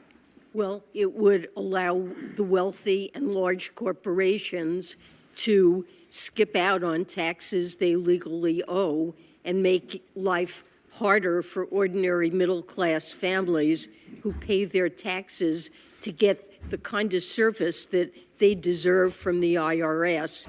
And it would increase the tax gap and add to the deficit by over $114 billion. So let's talk about improvements in taxpayer services. Now, the IRS funding, as of early March, the IRS was answering 90% of the calls to its customer service lines and had the backlog of individual returns reduced substantially, in the ballpark of 90%. Now, that's after spending roughly 1% of the IRA funding. Secretary Yellen and Republicans were able to successfully repeal the Inflation Reduction Act funding. What would that mean for taxpayer services? And the reason I ask that is right now we're in the middle of the filing season. So this isn't some kind of abstract kind of concern. What would it mean for taxpayer services if they repealed the funding? Well, it just clearly would lead to worse services for taxpayers. Phones would go unanswered, wait times would grow, mail would be processed more slowly, refunds would be delayed. We're undergoing a transition to digital forms, and improved scanning would be delayed, paper backlogs would grow, and taxpayer assistance centers are now being reopened and fully staffed, and some of them would have to close or be understaffed. I'm over my time. Senator Crapo. Thank you very much, Mr. Chairman. And let me start out, Madam Secretary, with the full faith and credit issue that my colleague Senator Wyden has raised. We are in agreement that we need to protect the full faith and credit of the United States. Frankly, as I indicated in my opening statement, the problem that we see on the Republican side is that it's all tax and all spending increases in terms of the administration's approach to this. And while you and the chairman just discussed a number of concerns you have with Republican ideas with regard to how to deal with this, the bottom line is that we must stop trying to solve this problem by massive new spending and massive new taxes. So we have some disagreements about how to deal with this. What I would ask of you is, at this point, the president has refused to negotiate with Republicans on fiscal restraint policies that they believe need to be put into place with a new extension of the debt ceiling. We must engage in negotiations to get over some of these disagreements, and this new debt ceiling resolution must include fiscal restraint. We've got to get some kind of attention to this. I think the American public is crying out for Congress to pay attention to this issue and put fiscal restraint in place. Can you commit at least to negotiate with Republicans as we try to work forward on finding some aspects of fiscal restraint to put into the debt ceiling discussion? Senator Crapo, the president has indicated that he considers it critically important to have a sustained number of ideas, many ideas about how to grow the economy while also cutting deficits. And this is a matter that he is very prepared to discuss and negotiate with Republicans, but it can't be a condition for raising the debt ceiling. The debt ceiling simply must be raised, and to put at risk the full faith and credit of the United States and to threaten to cause an economic and financial catastrophe isn't an acceptable Madam Secretary, requirement. I interpret your answer to be that you're very willing to discuss the president's budget, tax increases, and increased spending, but you're not willing to discuss, with regard to the debt ceiling discussion, any actual fiscal restraint in terms of spending control in the United States. Now, if I interpreted it wrong, I'm sorry, but we've got to get negotiating on more than just whether the president's budget is the right approach. There are other ideas, and we need to be engaged in it. I just hope that you'll take that message back to the president. The president has indicated that he would welcome discussions about the stance of fiscal policy. All right, I appreciate that. Let's move quickly to the SVB crisis in the banking industry. Can we agree, at least as a starter, as we try to understand how this is all playing out, that the issue here in terms of risk is liquidity risk that we are facing in the system, and that SVB had a liquidity risk issue? Well, there was a run on the bank. It had high reliance on uninsured deposits, and there was a massive withdrawal of deposits that led to liquidity problems. The bank had to be closed for that reason. So do you agree then that it is a liquidity risk that we're dealing with in this issue? Well, there was a liquidity risk in this situation. There will be a careful look at what happened in the bank and what initiated this problem, but clearly the downfall of the bank, the reason it had to be closed was that it couldn't meet depositors' withdrawal requests. Because their capital was losing value and they were not able to access their capital, and I attribute that to the interest rate hikes that we are seeing in the face of the inflation. Am I wrong in that? Well, my understanding is that the bank, to meet liquidity needs, had to sell assets that it expected to hold to maturity. And given the interest rate increases that have occurred since those assets, including treasuries and government-backed mortgage-backed securities, they had lost market value. All right, yeah, and we're on the same page on that then. I appreciate that. One other question with regard to the bank failure, and this is with regard to the efforts to get a private buyer to help solve this issue. Regarding these issues, the solution would have been to get a private sector solution that protected taxpayers, calmed the markets, and prevented the potential assessments from being inappropriately levied against community banks. Press reports have indicated that some of the FDIC board members may have slow-walked the negotiations with regard to potential political backlash surrounding mergers and acquisitions. And it was because of that we were not able to move forward promptly with obtaining a buyer. Are those reports accurate? Well, this is something that is a question for the FDIC, really, rather than me, but I know that the FDIC looked for buyers, and a merger or acquisition is certainly something that they were open to as a way to resolve the institution. All right, thank you.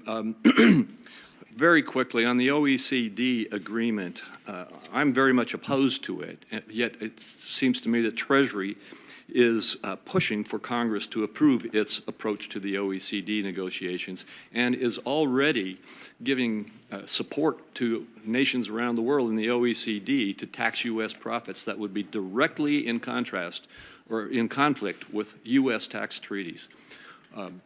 Am I correct in that? 137 countries signed this agreement and see it as a way to put a floor on taxation of corporations and multinational corporations and stop a race to the bottom. And the European Union has adopted Pillar 2, the global minimum tax, and other jurisdictions are moving forward. My and question, we feel it's in the U.S. interest to adopt this. We have proposed I understand, Madam Secretary, my time has expired and the chairman's trying to get me to wrap up. I do want to make one more quick statement. I would like to express my concern about numerous proposals in the Green Book in the budget that we won't have time to get into here today. Last year, Treasury did not provide answers to these questions for the record responses for 6 months. And I just would like to ask you to pay attention to this year and have your team respond to us promptly as we get questions for the record on this year's budget. Senator Grassley. Yeah. You didn't answer his last question about OECD and tax treaties. Is what you're proposing in any way a violation of the tax treaties that we've had with other countries? No, there's no violation in anything we've proposed with tax treaties that we've engaged in. This is something that the OECD considered very carefully, and there's no violation of our tax treaty. Well, we surely don't agree with your analysis of that. Only Congress has the power to approve tax treaties. I want to go to your position as a member of the Social Security Board of Trustees. You and other people put out an annual report, quote, lawmakers should address the projected trust fund shortfalls in a timely way in order to phase in necessary changes gradually and give workers and beneficiaries time to adjust to them, end of quote. I don't disagree at all with that statement. President Biden has claimed that his budget reduces the deficits while protecting Social Security. However, the president's budget includes no proposal to extend the solvency of the Social Security Trust Fund. Anyone who knows that things get done around here know it takes presidential leadership to lead major reforms to Social Security. 40 years ago, that was a President Reagan and a Democrat Speaker of the House, Tip O'Neill, that put together a bipartisan agreement that was overwhelmingly approved by the Congress of the United States, and it has made Social Security sound at least through 2035. So I assume that you stand by your recommendations that lawmakers act sooner rather than later to shore up Social Security trust funds. So can Congress expect to see the president's proposal to put Social Security on a sound fiscal basis along the same ways, replicating the leadership of President Reagan and Tip O'Neill? President Biden stands ready to work with Congress to shore up Social Security and discuss possible approaches. So that's a conversation that it's important for us to have. He has made explicit proposals in connection with Medicare and shoring it up. It's important to have that conversation about Social Security. The president believes strongly that that should not involve cutting benefits or going back on our commitments to America's seniors. But certainly it's a discussion we need to have. I assume that both you and the president are sincere in what you just said. It would help a lot if the president would quit demagoguing the Social Security issue the way he has in recent weeks. I want to go to an extension of conversation you and I had June of 2021. You defended concerns about the president's spending proposals fueling inflation and interest rates hikes by saying this, quote, if we ended up with a slightly higher interest rate environment, it would actually be a plus for society's point of view and the Fed's point of view, end of quote. I want to emphasize plus for a society's point of view. Now, when you made that statement, inflation was 5.4% and the federal funds rate was effectively zero. Since that time, inflation hit a 40-year high, and the Fed has responded by aggressively hiking interest rates. As a result, families and small businesses are paying the price by way of higher interest rate costs for home loans and business lines of credit.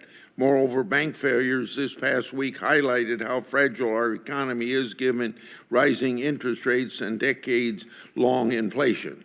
So do you still see our inflation-driven interest rates hike as, using your words, a plus for society? I consider high inflation the number one economic problem that all of us need to face and address. It's the president's top priority. I was very supportive of the American Rescue Plan. I think there are many factors that have contributed to high inflation.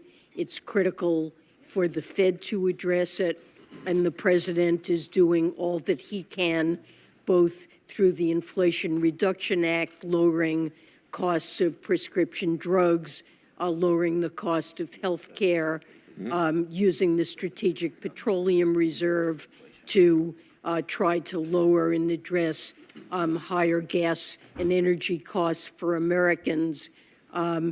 It's critical for us to do what we can to bring inflation down and for the Fed to do its part as well.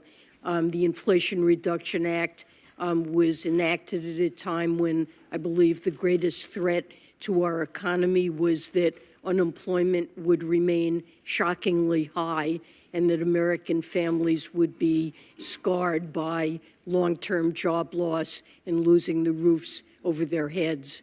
And I believe it was appropriate to take those actions. My time has run out. Just let me finally say this, that what you say about the Inflation Reduction Act, reducing inflation within the last 3 weeks, the CBO says it increased inflation. Thank you, Senator Grassley. Senator Cardin.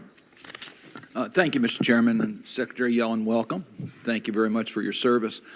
I'm going to question in regards to areas where we have bipartisan support, where we can, I hope, make progress in this Congress in getting some changes in our tax code, particularly as it deals with one of the subjects that you mentioned in your opening statement, affordable housing.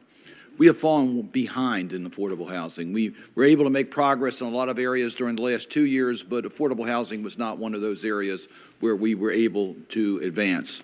So your budget includes 3 initiatives in which there is bipartisan support. One is to make permanent the new market tax credits. I'm working with Senator Daines on that proposal to give predictability to new market tax credits, which would be great for, I think, private sector investment. The other is the low-income housing tax credit, where your budget provides for the expansion and reform of that credit. Senator Cantwell and Senator Young have been leaders on this committee. We've joined them in that effort. And then lastly, on the neighborhood homes credit, which I have been the sponsor and Senator Young is my co-sponsor. So these are all bipartisan bills that we have a chance of moving forward. My suggestion is to try to see whether we can't move a housing tax credit program separate from the other areas where we might have more controversy. This is an area we could perhaps get to the finish line earlier. So could we have your cooperation in trying to deal with a housing tax credit bill that could perhaps make it to the president's desk earlier rather than later? Absolutely, Senator Cardin. I'm very pleased that this is an area where there is bipartisan agreement on the need to act. I think the United States really faces a housing supply gap, and we need initiatives to make rents more affordable and attainable homeownership for Americans. And all of the programs that you mentioned, the new markets tax credit, LIHTC, and the neighborhood homes tax credit, all of these are important initiatives, and we would look forward to working with Congress to try to see if we can make progress here. Thank you. I want to move on to another bipartisan bill that passed in the last Congress with overwhelming support in retirement savings, Secure 2.0. Are you focused on helping us implement that law as quickly as possible? It provides opportunities for particularly modest income families to be able to take advantage of retirement savings opportunities, particularly with the refundable tax credits. Are you working to make the implementation of that law as smooth as possible so we can see some progress? Yes, absolutely. It's an important law. It contains many provisions that are complex and do require detailed technical analysis to produce public guidance and regulations.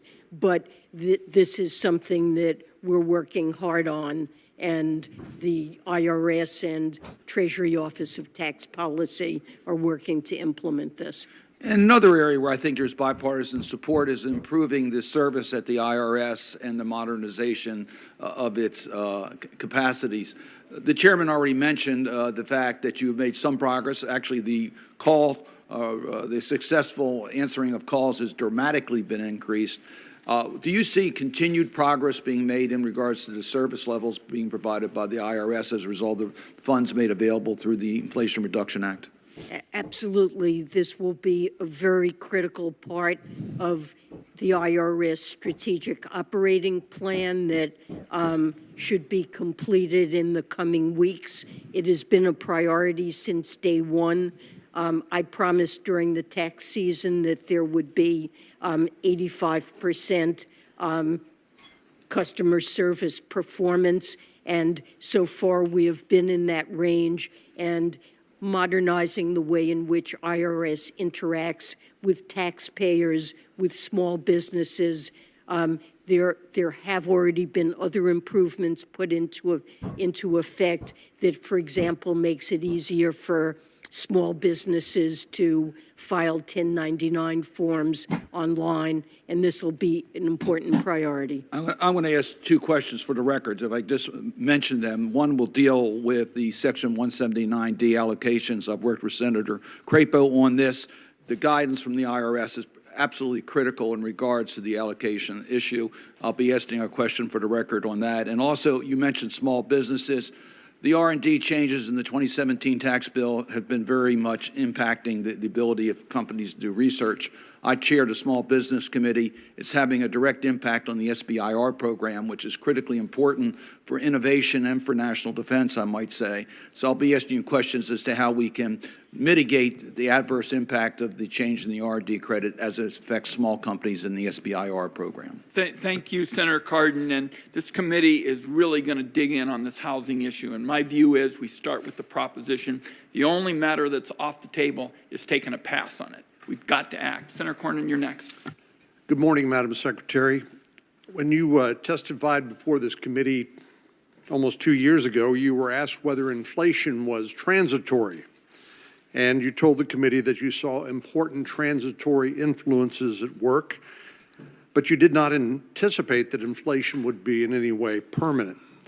You predicted our economy was on track to get back to more normal operation, and that inflation would decline over time, something we all hoped for. To be fair, you weren't the only person who forecast transitory inflation. The chairman of the Federal Reserve, Jay Powell, did the same, as did the President of the United States. We now know that inflation rose to a level not seen in more than 40 years, and that inflation accelerated, particularly following the enactment of the partisan American Rescue Plan Act in 2021, and then with the so-called Inflation Reduction Act in 2022, which together added $2.6 trillion to our national debt. Obviously, all this stimulus going into a constrained economy with supply chains the way they were, workforce levels down, obviously created, was like pouring gasoline on the inflation fire. And though inflation has now come down to 6% or so, that's hardly good news to my constituents who are still struggling to keep up with rising costs. We know both record housing costs, which we've talked about a little bit here today, and high grocery bills are squeezing consumers all across the country. And to make matters worse, real average hourly earnings, the cash earnings of all workers, adjusted for inflation, declined last month and are down over the last year. In other words, because of inflation, workers have gotten a pay cut. Well, first we saw high inflation and then higher interest rates, of course, and that brings me to the failure of the Silicon Valley Bank and another bank in this last week. Some have suggested that this was an example of mismanagement at a time of higher interest rates and higher inflation. Others are saying, where are the regulators? Were they asleep at the wheel? Many have suggested that banking regulators need to focus more on regulating banks, protecting depositors and taxpayers instead of straying off course and examining so-called climate-related risks and other social engineering goals. I think these are all fair points. When you look at the confluence of concerning economic factors, there is one unavoidable truth. We need to get our fiscal house in order, something that the administration pays lip service to, but which seems uninterested in working with Republicans to try to address. And the president's budget proposal, of course, just makes that clear because it offers more taxes, more spending, and more debt. Spending would be at historical levels relative to the economy. The national debt would continue to grow. Social Security and Medicare, which are on a path to insolvency. There is no proposal from the president to deal with these impending disasters. Of course, interest costs to service this debt would reach about $1 trillion annually. Our ability to defend our country in an increasingly dangerous world would be diminished because we'd be spending more money paying interest to the bondholders rather than paying to keep the American people safe. And Americans, of course, would be punished with trillions in higher taxes at a time when tax revenues are already at historical levels. It's not that the American people are taxed too little, it's that the federal government continues to spend too much and incur too much debt, which in turn creates this unvirtuous cycle. One final point. Last year, the administration pushed through an $80 billion blank check for the IRS without a spending plan. Only in Washington, D.C. would Congress pass an $80 billion spending appropriation without any plan as to how it's going to be implemented. And we were told, well, it will be forthcoming. That's great, but that's the opposite of what you would do it in the real world. First, you would want to know what is the plan, and then you would ask, how much does it take to finance or pay for that plan? Well, now the administration wants another $29 billion, which would bring the total up to $110 billion. This, of course, is going to mean more audits, more red tape, and violate the president's promise that no one paying less than $400,000 in taxes would pay any more. So, unfortunately, the president's budget misses the mark, which is disappointing, but unfortunately pretty consistent with what we've seen from this administration. Thank you, Senator Cornyn. Next would be Senator Bennett, followed by Senator Cassidy. I'm going to yield to Mr. Cassidy, if that's all right. Nobody can say there's no collegiality in the finance committee. Senator Cassidy. Thank you. Madam Secretary, the president keeps saying he does not wish to have cuts in social.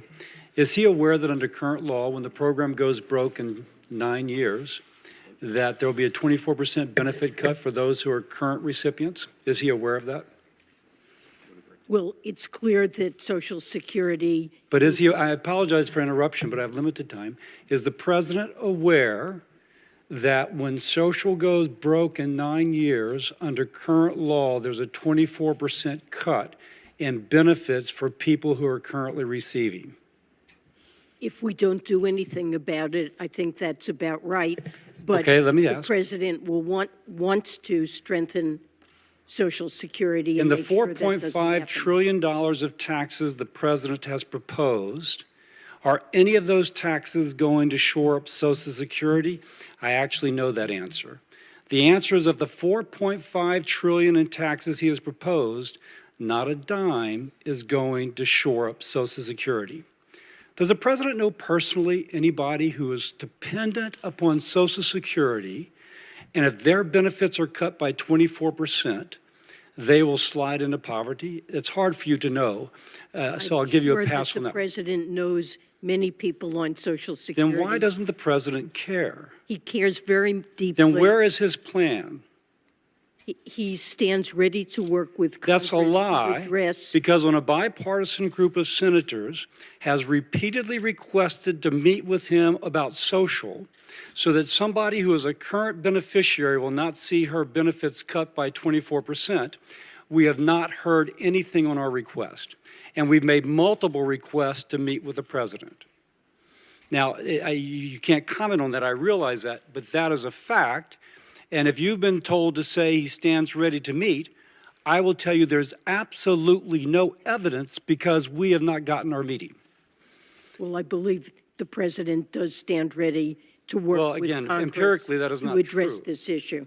Now, the president in the past has proposed increasing taxes on those making over $400,000 to pay for it. Although he's not made that formally, he has said that in the past. Now, he's also proposed to tax them more to pay for Medicare. and also to close the debt and deficit. So what would the rates have to be on that 2% of Americans who earn over 400K in order to do Medicare, the debt and deficit, and also to address our 75-year shortfall in Social Security? Do you have any sense of what the rates would have to be?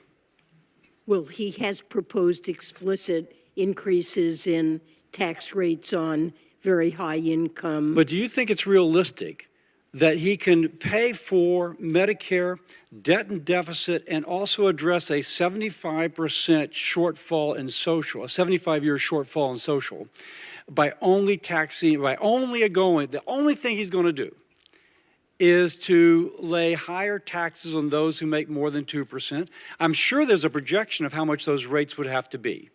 Can you tell us what those rates would have to be to do everything he is saying? I can't tell you that, but I do know that he's put on the table many proposals that would raise very substantial revenues. But of that and- 4.5 trillion, not a dime is going to social. And if you cannot tell me, I presume that they've not actually modeled what those rates would have to be, which tells me that he's actually not been developing his plan. Now, this is incredibly worrisome from a president who should be sympathetic with someone who, under current law, is going to get a 24% cut The in her president benefits. is completely committed to protecting seniors who rely on Social Now, Security. if we doubled our debt to GDP ratio, just theoretically, if you will, and aside from our conversation, if we doubled that GDP to debt ratio, what effect would that have on the economy?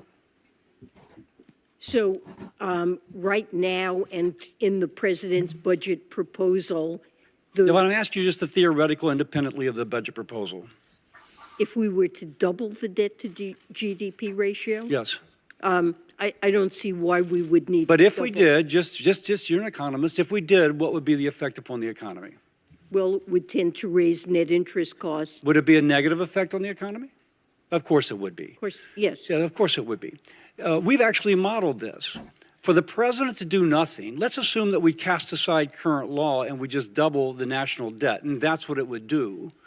It would have a devastating effect upon the economy. CBO says they cannot model the deleterious effects that would occur because of that. So we have a situation where the president has not proposed a single plan.